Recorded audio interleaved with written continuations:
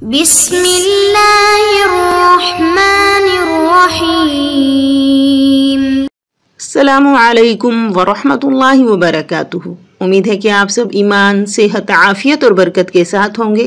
آج ہم شمائل ترمذی کا سبق نمبر 22 پڑھیں گے، جس کا عنوان ہے باب ما جاء فی عیش رسول اللہ صلی اللہ علیہ وسلم،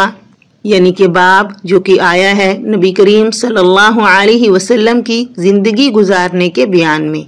تو دیکھیے، عیشی، عاشا یا عیشو بمعنی زندگی گزارنا،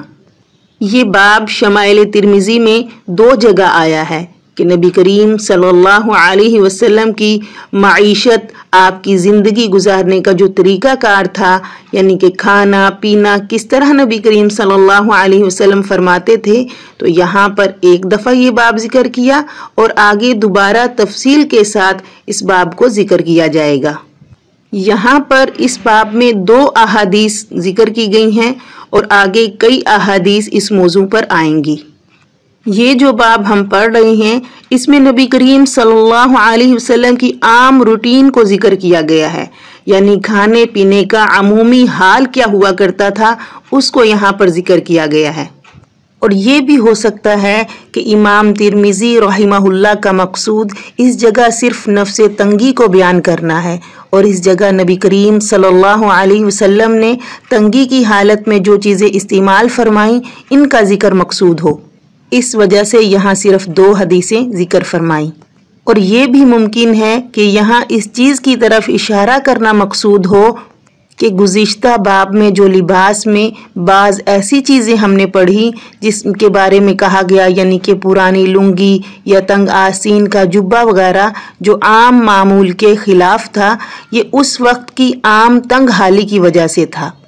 یعنی ابتداءً اسرت زیادہ تھی۔ حدیث کی عبارت دیکھیے، وبه قال حدثنا قتيبة بن سعيد قال حدثنا حماد بن زيد عن أيوب عن محمد بن سيرين قال كنا عند أبي هريرة رضي الله تعالى عنه وعليه ثوبان ممشقان من كتان فتمخت في أحدهما فقال بخ بخ يتمخت أبو هريرة رضي الله تعالى عنه في الكتان لقد رأيتني وإني لآخر فيما بين منبر رسول الله صلى الله عليه وسلم وحجرة عائشة رضي الله تعالى عنها مغشيا علي فيجيء الجائي فيضع رجله على عنقي يرى أن بي جنونا وما بي جنون إلا الجوع۔ ابن سیرین رضی اللہ تعالی عنہ فرماتے ہیں، کنا عند ابی ہریرہ رضی اللہ تعالی عنہ، کہ ہم ایک مرتبہ ابو ہریرہ رضی اللہ تعالی عنہ کے پاس تھے، وعلیہ ثوبان ممشقان من کتان، ممشقان ممشقن کا تثنیہ ہے بمعنی رنگین ہونا، رنگی ہوئی چیز ہونا، باب تفعیل رنگین ہونا۔ کتان کہتے ہیں سوتی کپڑے کو، مطلب یہ ہے کہ ان پر ایک لنگی اور ایک چادر تھی اور وہ دونوں کتان کی تھی اور رنگی ہوئی تھی۔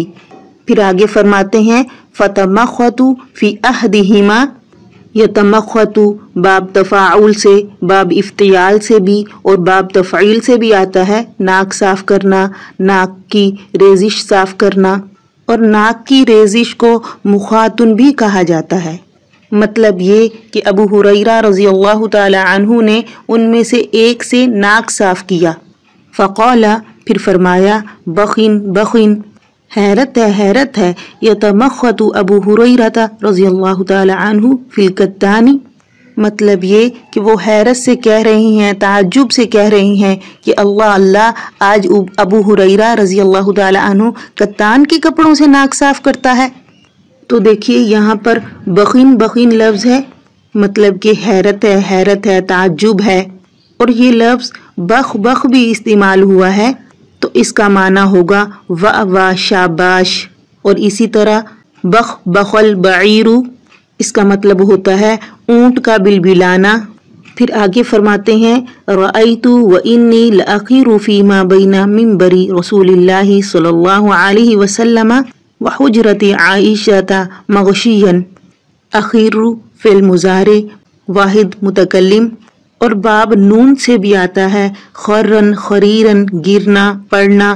جیسا کہ یہ لفظ قرآن میں بھی استعمال کیا گیا ہے وَخَرُّوا لَهُ سُجَّدًا، اور سب کے سب یوسف علیہ السلام کے آگے سجدے میں گر گئے۔ مغشین یہ صفت ہے مفعولی، مطلب کہ بے ہوش ہونا، غشین غشن بے ہوشی طاری ہونا۔ مطلب یہ ہے کہ ایک وہ زمانہ تھا کہ جب میں منبر نبی کریم صلی اللہ علیہ وسلم کے اور حضرت عائشہ رضی اللہ تعالی عنہا کے حجرے کے درمیان شدت بھوک کی وجہ سے بے ہوش پڑا ہوا ہوتا تھا۔ فَيَجِيءُ الْجَائِ فَيَضَعُ رِجْلَهُ عَلَى عُنُقِ يَرَى أَنَّ بِي جُنُونًا، تو دیکھیے یجیء بمعنی ہوتا ہے آنا، اسم فاعل، جائن آتا ہے، اور اگر یہ با کے صلے کے ساتھ آئے تو اس کا معنی ہوگا لانا۔ یضع وضعن رکھنا وضع کرنا، عنقی اعناقن گردن، جنون دیوانہ ہونا، حاصل مصدر ہے دیوانگی، یعنی کہ جب میں اس حال میں بے ہوش پڑا ہوتا تھا اور لوگ مجھ کو مجنون سمجھ کر میری گردن کو پاؤں سے دباتے تھے۔ وما بی جنون الا جوع، اور حقیقتاً مجھے جنون نہیں تھا بلکہ صرف شدت بھوک کی وجہ سے یہ حالت ہو جاتی تھی۔ الجوع بھوک، جوعن مجاعتن بھوکا ہونا۔ تو دیکھیے یہ پہلی حدیث ابو ہریرہ رضی اللہ تعالی عنہ سے ذکر کی گئی ہے کہ ایک مرتبہ حضرت ابو ہریرہ رضی اللہ تعالی عنہ نے سلکی کپڑا پہنا ہوا تھا، جیسے کہ بوسکی کپڑا، کتان کا کپڑا ہمارے ہاں ہوتا ہے پھولدار، یہ کپڑا تھا اور یہ رنگا ہوا تھا۔ 2 چادریں آپ نے اس کی پہنی ہوئی تھی یا پھر حلہ بنا کر پہنا ہوا تھا۔ تو پھر ایک کپڑے سے آپ نے اپنا ناک صاف کیا اور اس کے بعد آپ نے کہا بخن بخن، حیرت ہے حیرت ہے، یعنی کہ ابو ہریرہ رضی اللہ تعالی عنہ نے اپنے آپ کو مخاطب کر کے کہا کہ اس کپڑے سے ناک صاف کر رہے ہیں۔ پھر اپنا یہ معاملہ ذکر کیا کہ مجھے یاد ہے کہ میں نبی کریم صلی اللہ علیہ وسلم کے منبر اور حضرت عائشہ رضی اللہ تعالی عنہا کے حجرے کے درمیان، یعنی کہ ریاض الجنہ کا جو مقام ہے، دونوں کا جو حصہ ہے منبر اور حضرت عائشہ رضی اللہ تعالی عنہا کا حجرہ، جہاں نبی کریم صلی اللہ علیہ وسلم کی قبر انور ہے، اس کے درمیانی حصے کے اندر غش کھا کر گر پڑا تھا۔ مطلب یہ کہ وہ فرماتے ہیں مجھ پر غشی طاری تھی اور میں گرا ہوا تھا، یہ حالت مجھے ابھی تک یاد ہے۔ اور پھر اس کے بعد یہ ہوا کہ جب میں گرا ہوا تھا تو کوئی آنے والا آیا اور اس نے میری گردن کے اوپر یعنی گردن کے پچھلے حصے پر پاؤں رکھا، اور اس آنے والے کا یہ گمان تھا کہ میں جو اس طرح گرا پڑا ہوں تو مجھ پر کوئی جنون طاری ہے، مطلب کہ شاید مجھے کوئی مرغی وغیرہ کی بیماری ہے جس کی وجہ سے میں یوں گرا ہوا ہوں۔ تو دیکھیے عرب کا یہ اعتقاد تھا کہ جس کو مرگی آئی ہو تو اس کا علاج اس طریقے سے وہ کیا کرتے تھے کہ گردن پر پاؤں رکھتے تھے، جیسے ہمارے ہاں مرگی کے علاج کے لیے مختلف ٹوٹکے استعمال کیے جاتے ہیں، تو اس طرح عرب والے اس علاج کے لیے گردن پر پاؤں رکھ دیا کرتے تھے، جس سے وہ یہ سمجھتے تھے کہ اس سے کرنے سے مرگی کی بیماری دور ہو جائے گی۔ تو پھر ابو ہریرہ رضی اللہ تعالی عنہ فرماتے ہیں کہ ایسا کچھ نہیں تھا، یعنی مجھے کوئی بیماری نہیں تھی، بلکہ میرے گرنے کی وجہ بھوک کی شدت تھی کہ بھوک کی شدت کی وجہ سے مجھ پر غشی طاری ہوتی، اور مجھے یاد ہے کہ میں نبی کریم صلی اللہ علیہ وسلم کے حجرے مبارک اور منبر کے درمیان گر جاتا تھا۔ تو یہ معاملہ میرے ساتھ پیش آتا تھا، یعنی کہ یہ اپنی عسرت کو، اپنی تنگی کو بیان کر رہے ہیں کہ اس وقت ہمارے اوپر جو تنگی طاری تھی کہ کھانے پینے تک کچھ نہیں ہوتا تھا، اور یہ حال ہوتا تھا کہ اس کی وجہ سے مجھ پر غشی طاری ہو جاتی تھی، لیکن اس کے باوجود نبی کریم صلی اللہ علیہ وسلم کی بارگاہ میں ہم حاضر ہوا کرتے تھے، اور آج اللہ نے اتنا کرم کیا ہے کہ سلکی کپڑا، کتان کا کپڑا میں نے پہنا ہوا ہے اور اس سے ناک صاف کرنے کی نوبت بھی آئی ہے تو وہ بھی کر سکتا ہوں،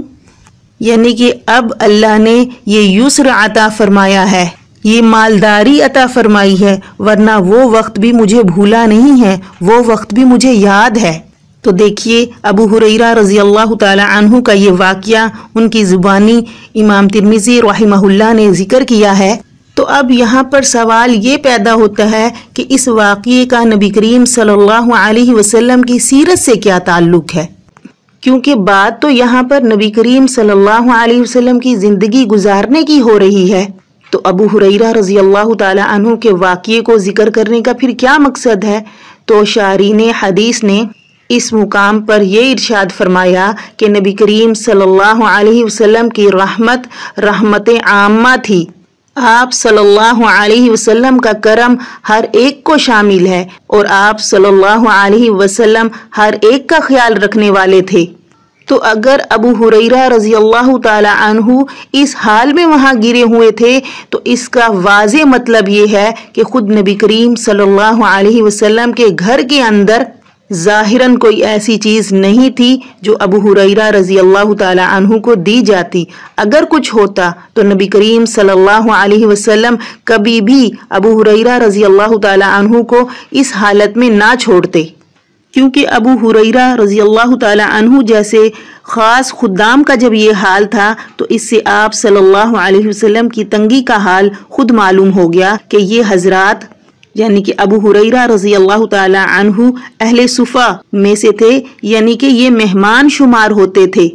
اور جو کچھ نبی کریم صلی اللہ علیہ وسلم کے پاس آتا تھا وہ ان حضرات پر تقسیم ہوتا تھا۔ حضرت ابو ہریرہ رضی اللہ تعالی عنہ فرماتے ہیں کہ میں نے ایک مرتبہ حضرت عمر رضی اللہ تعالی عنہ سے ایک آیت کے متعلق کچھ تحقیق کیا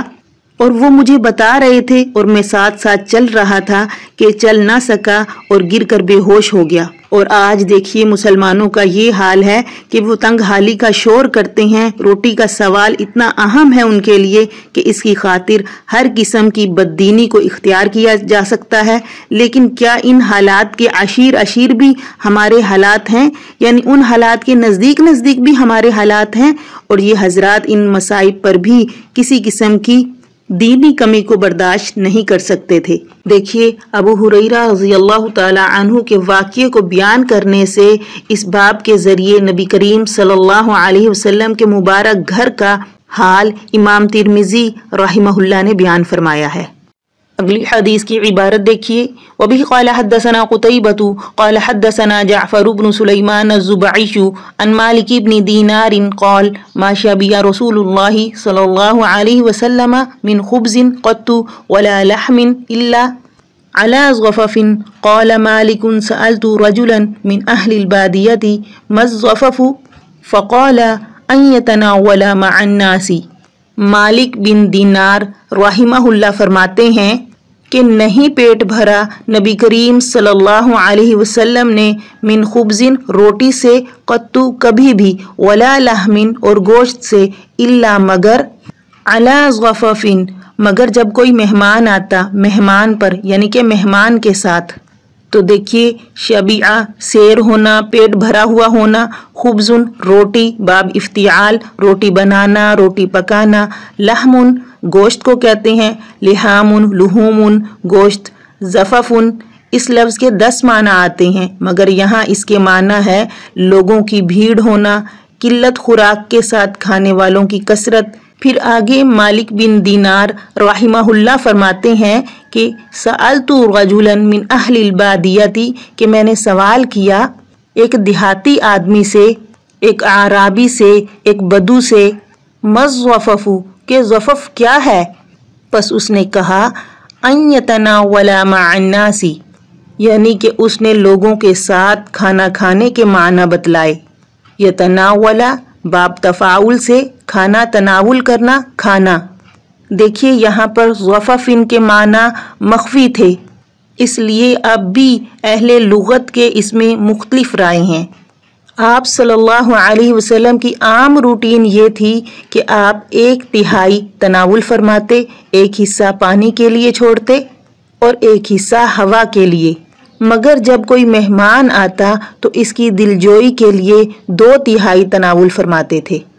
تو علماء کرام نے اس حدیث کا جو مطلب بیان کیا ہے وہ یہ ہے کہ نبی کریم صلی اللہ علیہ وسلم حالت میزبانی میں تو پیٹ بھر کر نوش فرماتے تاکہ مہمان نبی کریم صلی اللہ علیہ وسلم کے ساتھ جلد نہ اٹھ جائے اور بھوکے نہ رہ جائیں۔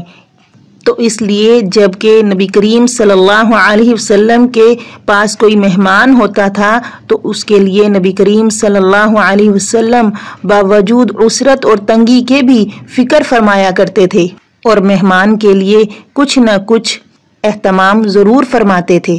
تو مطلب اس حدیث کا یہ ہے کہ چاہے آپ صلی اللہ علیہ وسلم نے مجمع کے ساتھ کھانا ہو یا اس سے مراد عام ہو،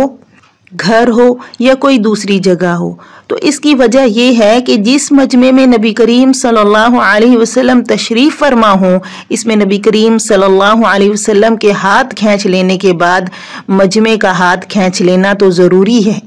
تو اس لیے نبی کریم صلی اللہ علیہ وسلم میزبانی کی حالت میں پیٹ بھر کر نوش فرماتے تھے۔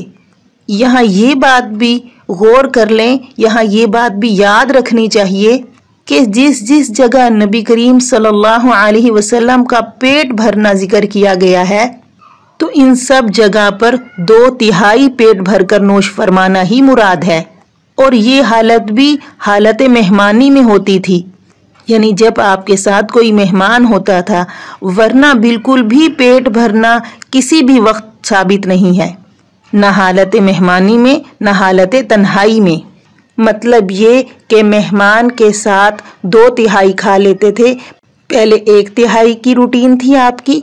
اور مہمان کے ساتھ 1/3 کو بڑھا دیا، لیکن پھر بھی پورا پیٹ بھر کر نہیں کھاتے تھے۔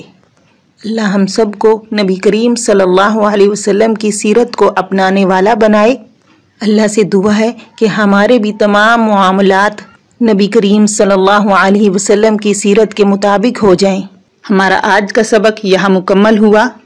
اللہ ہم سب کو ان احادیث پر عمل کرنے والا بنائے۔ اگلے سبق کے ساتھ پھر حاضر ہوں گے۔ والسلام ورحمۃ اللہ وبرکاتہ۔